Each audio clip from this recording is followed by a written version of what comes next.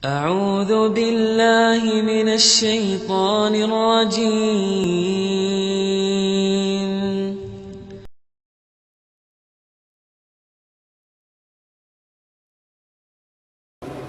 Ketika kita mengingat dosa-dosa kita, pernahkah kita bersimpuh kepada Allah lalu kemudian berderai air mata ketika kita berzikir kepada Allah sendirian? Bila Anda pernah melakukan itu, bergembiralah. Karena sesungguhnya ya akhal Islam, di antara 7 orang yang Allah akan berikan naungan pada hari kiamat kelak, di antaranya kata Rasulullah, sab'atun yudhilluhumullahu yawma la dhilla illa dhilluh. Ada 7 orang yang akan Allah berikan naungan, di mana di hari itu tidak ada naungan kecuali naungan Allah, naungan arsy-Nya. Di antaranya rajulun dzakarallaha khaliyan fafadat 'ainah. Seorang yang berzikir kepada Allah sendirian, lalu air matanya berlinang. Ketika ia berzikir kepada Allah sendirian, tidak ada orang yang tahu. Hatinya pun kemudian menangis, air matanya pun berlinang air mata. Ingat akan dosa-dosanya, ingat akan kebesaran Rabb-Nya, ingat akan ayat-ayatnya. Subhanallah, orang ini mengagungkan Allah di saat ia sendirian. Sesuatu yang luar biasa. Banyak orang menangis di hadapan manusia, tapi ketika ia sendirian, ia tidak bisa menangis kepada Allah. Banyak orang terlihat takwa di hadapan manusia, tapi ketika dia sendirian, ia tidak takwa kepada Allah Subhanahu wa ta'ala. Akhal Islam azani Allah wa iyyakum.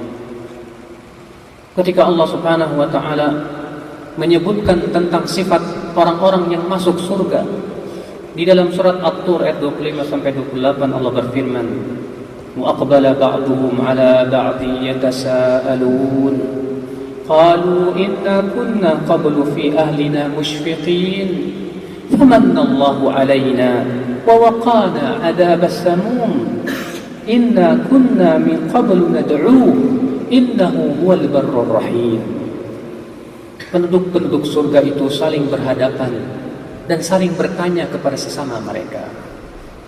Mereka berkata, inna kunna qablu fi ahlina mushfiqin.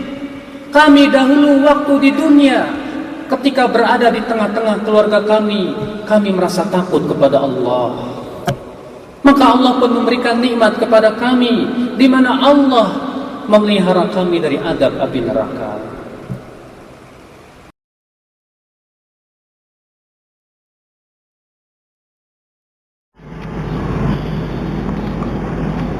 Para ikhwan dan akhwat yang dirahmati oleh Allah Subhanahu wa taala,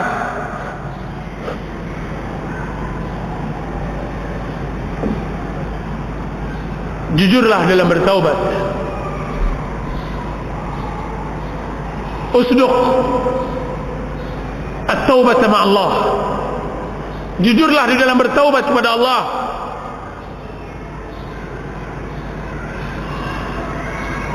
Di antara tanda taubat yang benar, dan ini juga kita terangkan di dalam buku ini, di antara taubat yang benar adalah perasaan rendah diri di dalam hati, kemudian pengagungan terhadap Allah Azza wa Jalla. Orang yang jujur bertaubat kepada Allah adalah orang yang menyempurnakan ibadahnya kepada Allah. Sempurnanya ibadah seseorang dengan 2 hal: pengagungan terhadap Allah, dan yang kedua penghinaan diri kepada Allah. Semakin besar pengagungan seseorang kepada Allah, dan semakin dia rendahkan dirinya di hadapan Allah, semakin sempurna ibadahnya, ubudiyahnya, penghambaan dirinya kepada Allah. Tidakkah lihat antum orang yang tidak pernah sujud 1 kali pun kepada Allah Azza wa Jalla, tiba-tiba ditimpakan musibah. Ketika dia mendapatkan musibah tersebut, hatinya luluh. Tidak ada ikatan yang kuat kecuali ikatan Allah. Tidak ada tali yang kuat kecuali tali Allah. Akhirnya dia berkata, as'aluka bi'izzika wa dhulli illa rahimtani. Aku memohon dengan keagunganmu ya Allah dan kekerdilan diriku kecuali engkau rahmatkan aku. Berikan, limpahkan rahmatmu. As'aluka biquwwatika wa dha'fi. Aku memohon kepadamu dengan kekuatanmu dan kelemahanku. Wa bighinaka anni wa faqri ilaik. Kekayaanmu, aku memohon kepadamu dengan kekayaan yang kau miliki dan kefakiran diriku yang aku miliki. Hadhihi nasiyatil kadhibah al-khati'ah baina yadaik. Ini ubun-ubunku yang selalu berbuat maksiat, kesalahan, bersimpuh di hadapanmu. Abiduka siwaya katsir. Hambamu selain diriku sangatlah banyak. Hambamu sangat banyak. Walaysa li sayyidun siwa. Dan aku tidak memiliki majikan kecuali engkau.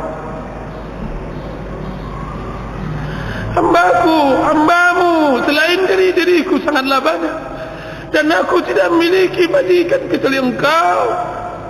Ya Rahman, Ya Rahim.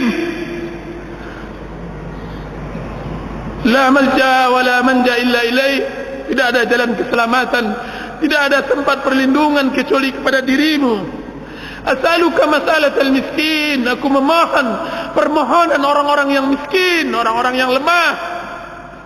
Wabtahilu ilaika ibtihal al-khadi' al-dhalil. Aku memohon kepadamu dengan permohonan orang-orang yang membutuhkan, yang hina. Wa ad'uka du'a al-khaif ad-darir. Aku memohon kepadamu dengan doa orang yang takut, yang cemas, lagi buta. Permohonan yang telah tunduk hatinya, yang telah jatuh air matanya, yang telah benar-benar bersimpuh dirinya.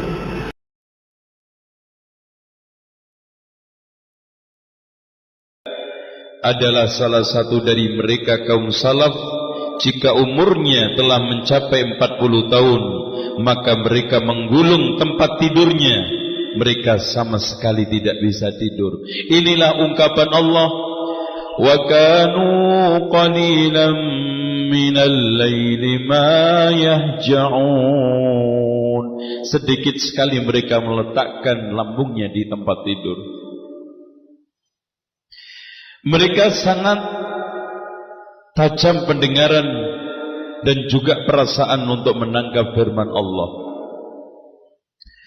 Ya ayyuhal muzammil qumil laila illa qalila nisfahu aw inqus minhu qalila aw zid alayhi warattilil qur'ana tartila. Itulah hadirin sekalian, coba hari-hari kita penuhi dengan syahwat. Umur kita habiskan untuk ghibah dan namimah. Dosa kita menumpuk. Tidak pernah ada langkah-langkah untuk taubat dan istighfar. Padahal hadirin sekalian, katanya Imam Ibnu Taimiyah di dalam kitabnya At-Tuhfatul Iraqiyah, manusia dalam sehari-harinya butuh antara syukur dengan istighfar. Syukur karena limpahan nikmat Allah yang begitu melimpah. Sampai kalau seandainya manusia tidak punya apa-apa, hanya tidur di bawah jembatan dan beralaskan Quran. Nikmat yang sangat tidak bisa dihitung. Wa in ta'uddu ni'matallahi la tuhsuha. Kalau seandainya kalian menghitung-hitung nikmat Allah, kalian tidak akan bisa.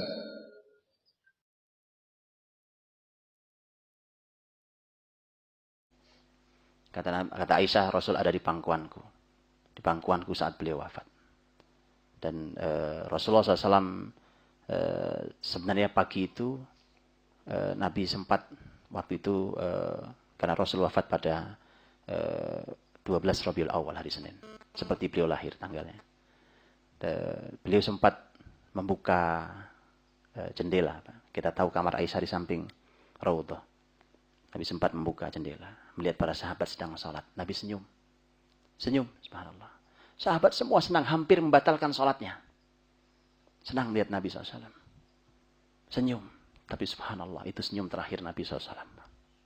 Senyum terakhir beliau itu.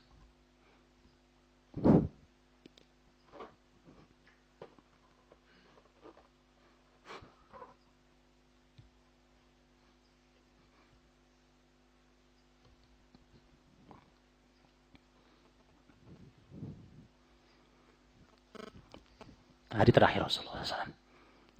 Senyum terakhir beliau. Sahabat yang menduga bahwa beliau akan sehat. Ternyata adalah senyum terakhir beliau. Semacam sebuah salam perpisahan. Dan Rasul wafat hari itu.